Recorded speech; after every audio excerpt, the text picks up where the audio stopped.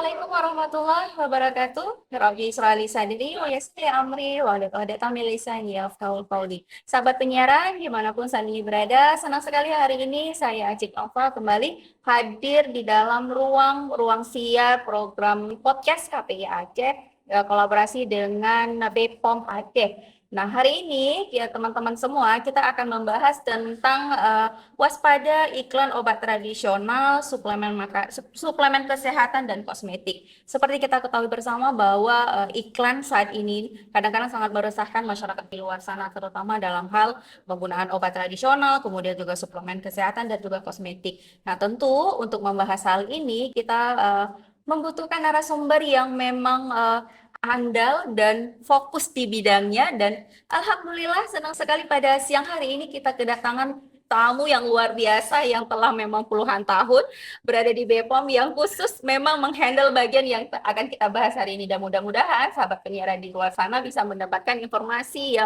yang memang selama ini dinanti-nantikan, seperti apa sih sebenarnya iklan yang beredar di masyarakat, yang amannya itu seperti apa. Nah, langsung saja tanpa basa-basi saya akan sambut ibunda kita bersama ini. Masya Allah, luar biasa pengalamannya. Ada Ibu Evianti. Assalamualaikum Bu Evi. Waalaikumsalam. Nah, Bu Evi ini adalah Ketua Tim Infeksi Obat Tradisional dan Suplemen Makanan. Betul ya Bu ya? Suplemen kesehatan. Suplemen Kesehatan. Mohon maaf ada koreksi sedikit. Ketua Tim Infeksi, OT, dan Suplemen Kesehatan Bu Evi ya. Alhamdulillah sudah berkiprah yang cukup lama di BPOM. Nah, kemudian ada satu orang lagi narasumber kita yang ini saya yakin semua orang sangat membutuhkan juga informasi ini. Beliau adalah Ibu Hasnidar. Assalamualaikum Ibu Hasnidar. Salam, Mbak. Sehat ya Bu ya? Alhamdulillah sehat. Walaupun suaranya agak serak-serak ini sepertinya pagi ini. Nah, beliau ini adalah Ketua Tim Infeksi Kosmetik Bu ya. Oke, baik, untuk sesi pertama nih, untuk pertanyaan pertama, saya langsung ke Bu Evi dulu ya, Bu Hasnidar. Nah, apa sih Bu yang dimaksud dengan iklan obat tradisional dan suplemen kesehatan ini? Baik, Kak Aci. Untuk yang kita ketahui tentang iklan Iklan. obat tradisional dan suplemen kesehatan adalah tujuan utamanya adalah untuk bagi produsen adalah untuk membantu masyarakat Membantu juga masyarakat. agar bisa lebih sehat, lebih fit dan bugar. Jadi bukan untuk menyembuhkan penyakit ya, obat tradisional. Dan biasanya iklan ini ada 3, yaitu visual, yang seperti kita lihat sehari-hari itu seperti brosur Iya. atau yang ada di majalah. Kemudian yang kedua audio, Audio yang kita dengar ya, kita Bu, dengar ya. seperti dari radio. Dan yang ketiga adalah audiovisual. Audiovisual yang kita Dari lihat. televisi, Iya. dari televisi, videotron, dan lain-lain. Lain-lain. Yang kita ketahui ada 3 model. Ada 3 model. Ketiga iklan tersebut selama ini sudah beredar cukup intens di masyarakat. Juga kita mungkin saat ini mengetahui bahwa ada iklan yang juga beredar di medsos, cukup gencar, di mana iklan tersebut juga sangat sangat terkesan oleh masyarakat, terutama kaum muda, karena iklan yang ada di medsos itu mungkin lebih mengena, dan umumnya memang masyarakat sangat membutuhkan iklan. Iya. Dengan adanya iklan pasti ingin membeli. Nah, itulah yang disebut dengan iklan obat tradisional. Tujuannya adalah untuk menyehatkan. Iya. Nah, termasuk suplemen kesehatan juga untuk meningkatkan kesehatan. Seperti itu yang iklan obat tradisional. Oke, baik. Iklan ini sebenarnya adalah salah satu sumber informasi ya Bu ya, salah satu sumber informasi yang bisa didapatkan oleh masyarakat dari berbagai platform. Seperti yang Ibu Evi sampaikan tadi, bahwa ada 3 kategori iklan ini, ada yang bisa kita dengar, ada yang cuma kita bisa lihat, dan ada yang bisa kita dengar dan juga bisa kita lihat. Nah, tentu ini harus memiliki pengetahuan yang cukup juga untuk masyarakat kita di luar sana untuk bagaimana memilah dan memilih ketika ada iklan, apakah harus selalu mengikuti iklan tersebut gitu ya Bu Evi. Kadang-kadang kan kita apalagi pengguna medsos nih Bu, sering kadang-kadang ada sedikit bapernya. Misalnya lagi butuh apa, ketika scroll malah itu yang keluar. Pikir, aduh jangan-jangan ini jawaban saya dari Tuhan nih, apakah ini yang saya butuhkan selama ini, dan kadang-kadang belum tentu iklan tersebut sesuai dengan BPOM. Artinya memang harus cerdas ya Bu Evi ya, untuk bagaimana kita menyikapi untuk iklan ini. Nah, kemudian saya beralih nih ke Ibu Hasnidar yang tentang kosmetik ya, Bu ya. Oh, luar biasanya kosmetik. Nah, seperti apa yang dilakukan pihak BPOM untuk melakukan iklan dari kosmetik ini, Bu? Apakah cuma produknya ataukah juga termasuk dengan orang yang berperan ketika melakukan iklan tersebut? Atau sekarang disebut influencer ya, kalau untuk iklan. Seperti apa? Iya, baik, Mbak. Baik, Mbak Ci. Jadi, tugas dari Badan POM yaitu selalu melakukan pengawasan terhadap iklan yang ditayangkan, baik itu ditayangkan di ruang terbuka, Ya. ataupun melalui televisi, ataupun melalui brosur, tetap dilakukan apa istilahnya, diawasi. Diawasi. Jadi kita itu setiap bulan melakukan evaluasi iklan yang ditayangkan, jadi itu kita wajib, jadi kita melihat apakah iklan yang ditayangkan itu sesuai atau tidak. Katakanlah mungkin ada iklan nanti yang mencantumkan logo BPOM, nah itu nggak boleh. Jadi logo instansi tidak boleh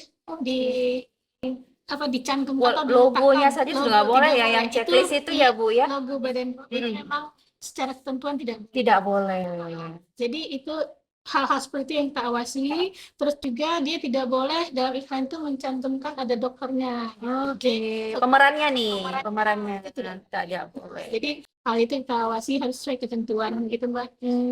Berarti banyak hal-hal yang selama ini kita tidak ketahui, kadang-kadang artis tapi dia profesinya memang kita ketahui artis atau bukan artis justru menggunakan atribut kedokteran dan itu ternyata tidak dibolehkan dalam hal iklan kosmetik. Nah, kalau misalnya kenapa kalau menurut Ibu kenapa sih iklan kosmetik ini perlu diawasi oleh BPOM? Apakah kan masyarakat bisa memilih nih di luar sana mana nih yang sesuai dengan kebutuhannya, mana yang sesuai. Nah, menurut Ibu kenapa harus BPOM yang mengawasi gitu? Nah, itu kita lakukan pengawasan agar terhindar dari resiko penggunaan kosmetik yang tidak aman, tidak tepat dan tidak rasional untuk pemakaian. Kan sekarang banyak iklan yang sangat bombastis, istilahnya menyesatkan. Hal seperti itu yang harus kita seleksi atau kita awasi sehingga masyarakat itu bisa melihat bahwa iklan yang baik itu harus dia itu istilahnya harus benar-benar sesuai dengan ketentuan.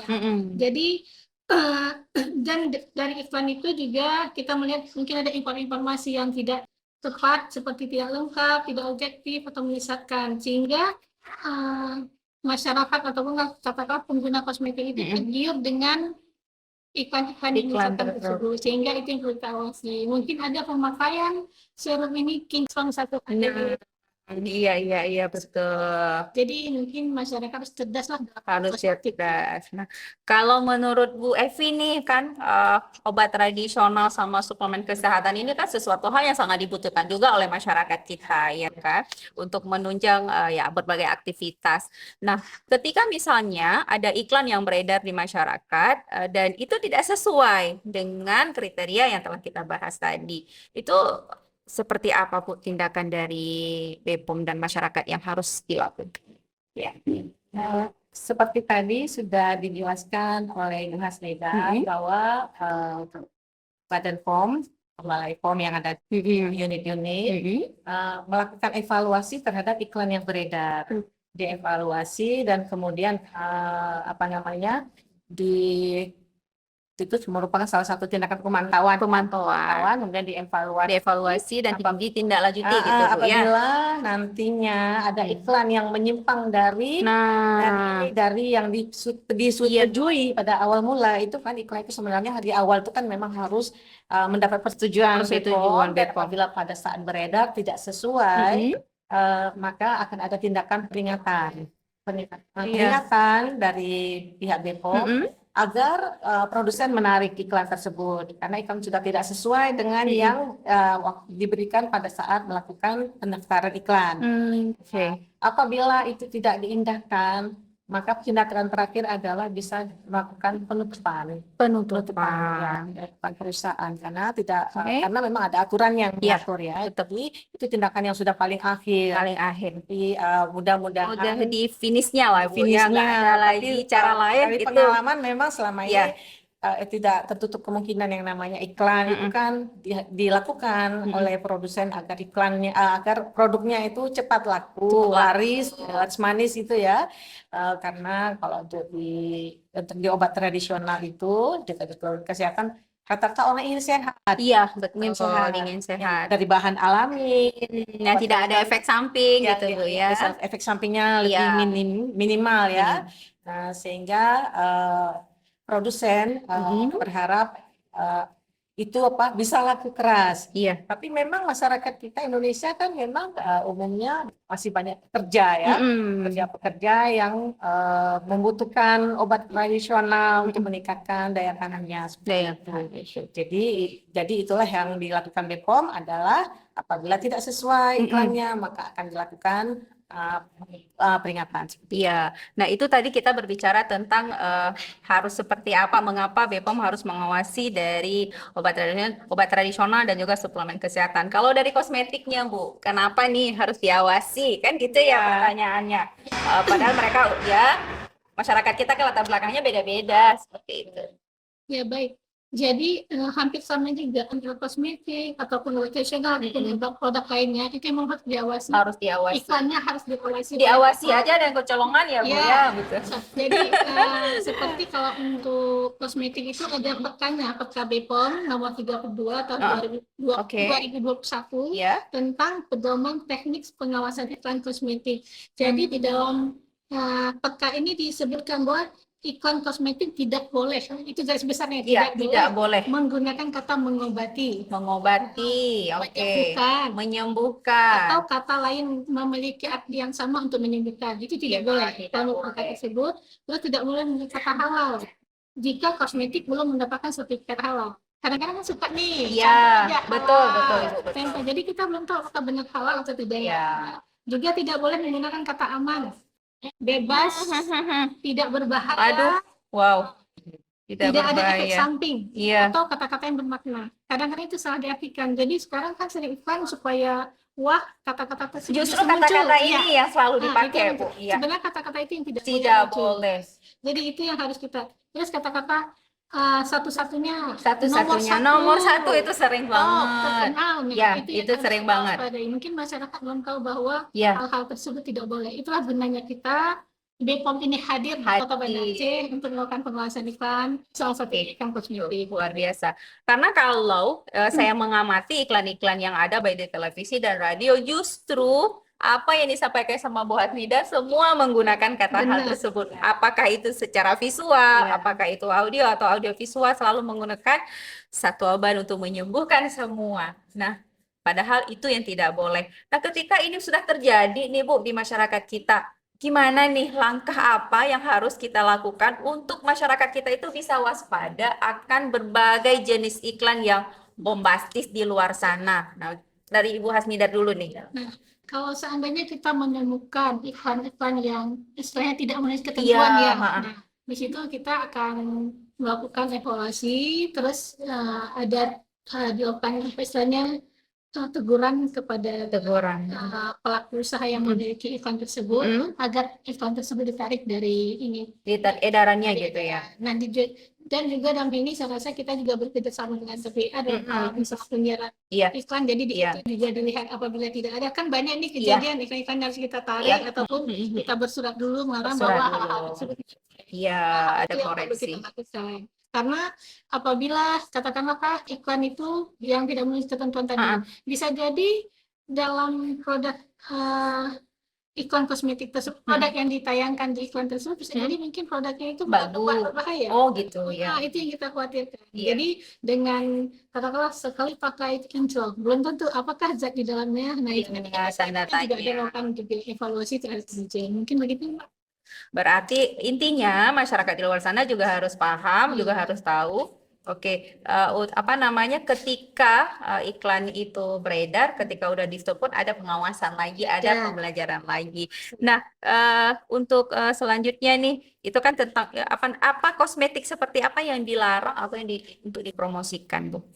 Nah, yang pertama sekali mungkin kosmetik yang larang dipromosikan yaitu kosmetik yang memiliki izin edar. Memiliki izin edar tadi ya. Kasih dilarang dipromosikan. Nah, sekarang kan banyak itu yang katakanlah orang mengedarkan kosmetik tapi izin edarnya tidak ada.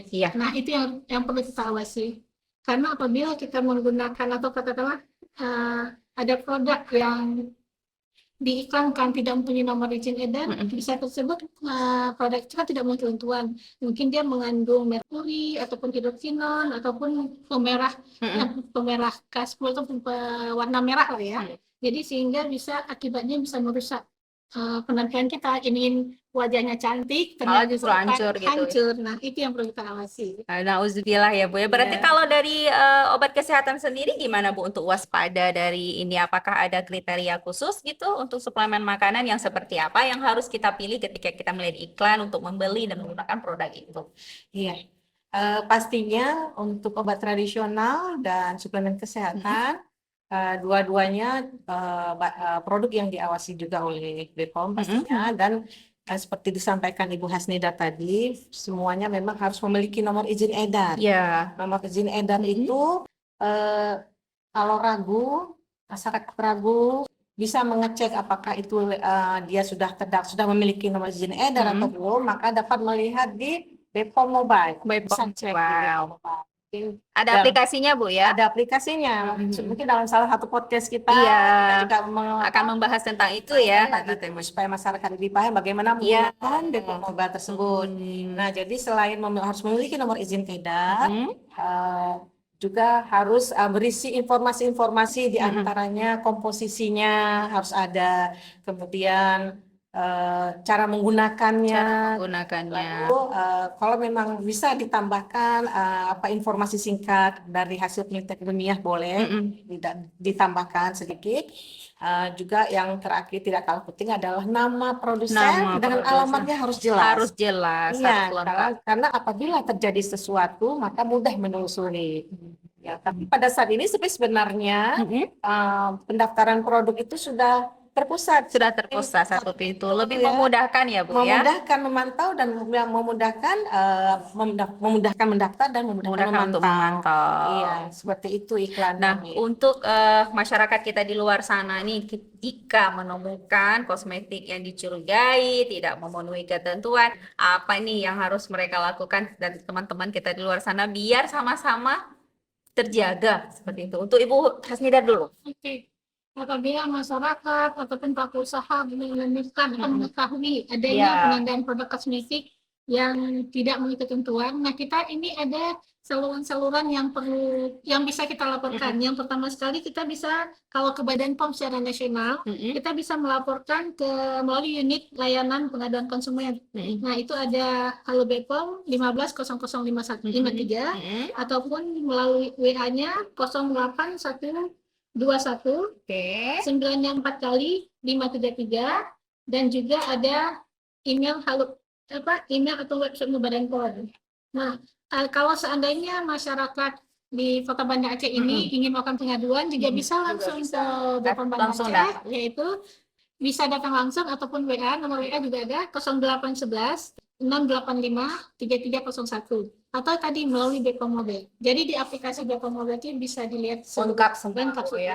Masya Allah. Kasih. Terlalu cepat ternyata waktunya Bu ini. Sebenarnya masih banyak sekali hal yang mau ditanyakan dan saya yakin teman-teman di luar sana masih banyak sekali informasi yang pengen digali lagi, namun tidak usah berkecil hati, tidak usah berkhawatir karena banyak cara yang bisa kita untuk mengakses ini. Salah satunya mungkin dengan mengakses mobile. Iya, BPOM tadi, BPOM Mobile untuk mengetahui berbagai jenis informasi. Kemudian juga ada medsosnya pasti ya Bu ya, di medsos teman-teman juga bisa melihat seperti apa pekerjaan dari BPOM, kemudian apa yang ditindaklanjuti, apa yang harus dilakukan bersama-sama. Nah, untuk statement terakhir nih, closing statementnya dari Bu Evi dulu, kalau seperti apa sih masyarakat harus mewaspadai dari iklan yang bombastis ini? Untuk kalau kita sebut iklan bombastis ini, pasti umumnya menyesatkan, sehingga sangat disayangkan bagi konsumen karena dia akan menggunakan produk ini. Betul sekali. Dan kalau iklan yang bombastis tersebut, dia juga berisiko bagi kesehatan.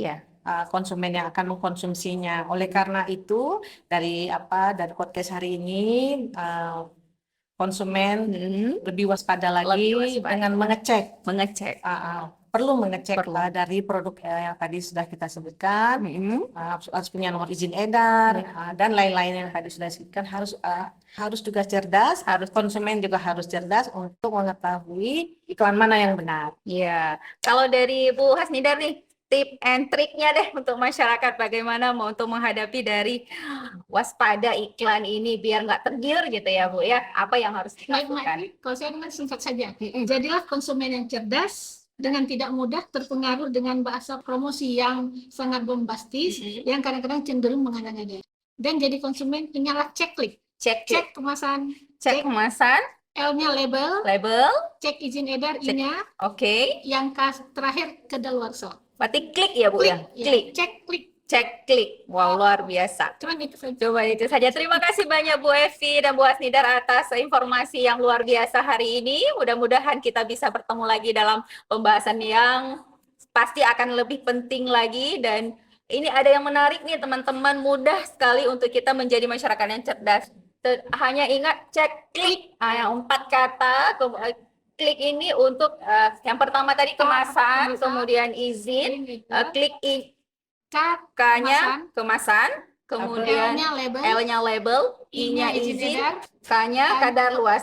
kadar Luasa. Nah, ini yang harus diperhatikan untuk selalu masyarakat kita dalam hal memilih atau menggunakan apapun produknya, apapun produknya dan bagaimanapun cara iklannya, apakah itu suplemen kesehatan, apakah itu obat tradisional dan kosmetik. Pastikan klik ini selalu untuk teman-teman memperhatikannya. Dan jadilah masyarakat yang cerdas, kata Bu Evi, untuk memilih dan memilah mana yang paling tepat untuk kita konsumsi. Baik, terima kasih pemirsa di luar sana atas partisipasinya. Insya Allah kita akan bertemu kembali dalam ruang SIA Podcast KPI Aceh kolaborasi dengan BPOM. Dan mohon maaf atas segala kekurangan. Terima kasih. Assalamualaikum warahmatullahi wabarakatuh. Waalaikumsalam.